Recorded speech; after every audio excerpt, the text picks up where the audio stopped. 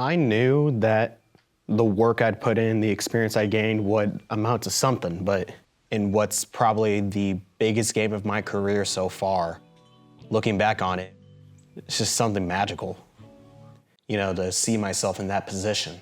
We thank you for joining us today. I'm Jaylan Scott with your play-by-play action on South Region Saturday here.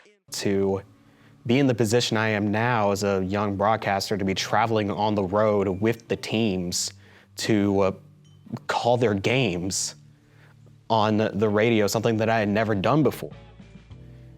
But then I get the nod that I'm going to Fort Lauderdale to call the first round of the South Regional of the NCAA basketball tournament. Going through that tunnel and seeing the admiration, the excitement that Blazer Nation supports and shows our Blazers felt surreal. So we boarded the bus and started heading on to Fort Lauderdale. I mean, a lot of the time I was just there working on my own thing. I was working on my spotting sheets. I was working on all of my game prep material that I needed to make sure all my research was thorough, that I've got everything that I need to talk about a player. I've got everything I need to talk about a team, to talk about a coach, to talk about the environment. Because having to describe all of that on a broadcast as well, on a radio broadcast, mind you. Defense against the best three-point shooting team in the nation. I would say it's harder to do than regular play-by-play on a video broadcast, because you're having to paint a picture with your words to describe what's happening on the court, what's happening in the stands, what's happening on the benches. Gives it to Jones, back to Hart at the point. Looks to drive, spins around, left hand up and in, and one coming up.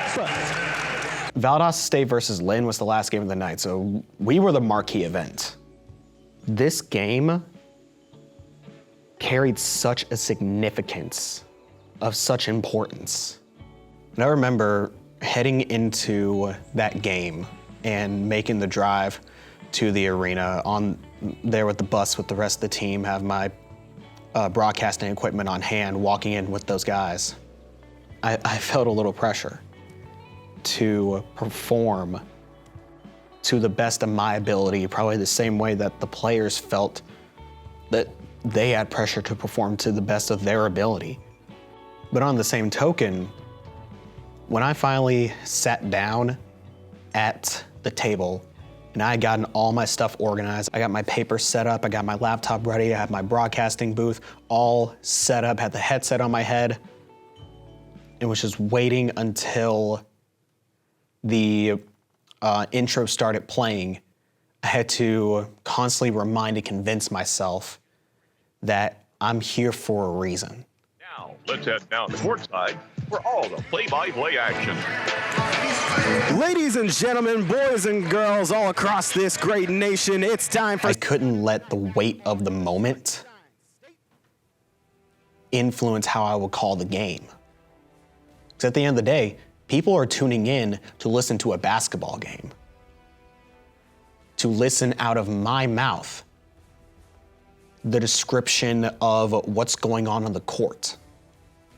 I had to make sure to put my best foot forward in the interviews, in the information gathering, and asking thorough, deep questions about the matchups, and about the players, and just the game in general. Off the court, you guys want to try to push the ball toward the sideline and limit any sort of action over the middle. Can you elaborate a bit more on how this defense is going to try to change things? Regardless of how it went, I need to put my best foot forward. This was the culmination of all the previous 4 months of game calling had led me to. To the corner, open three for Braxton Williams, and he gets it in the corner. And that's an opportunity that is rare. That is rare for young broadcasters like me wanting to go into this field. It's not impossible. It's not a 1 in a million.